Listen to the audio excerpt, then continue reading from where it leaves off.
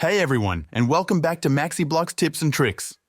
Today, we're learning how to add a button to your menu. First, let's select the column where your navigation menu is located.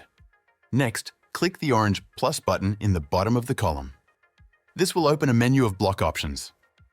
In the search bar, type Button Maxi and click on the block to insert it into your column. Now let's give our button some text. Click directly on the button and type in your desired text. For example, we'll enter Say Hello. If you want to organize your menu and button horizontally, follow these steps. Click on the breadcrumbs above the button block to select the entire column again. In the sidebar on the right, open the Advanced Settings section.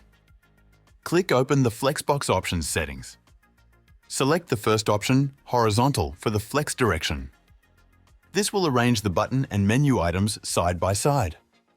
Step 4. Setting button dimensions. Now let's adjust the size of our button. Click directly on the button to select it. In the sidebar, open the Canvas Settings section.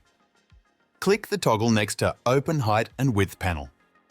Under Height and Width, choose Fit Content to remove any unnecessary space around the button. Switch to the Settings tab and open the Height and Width panel.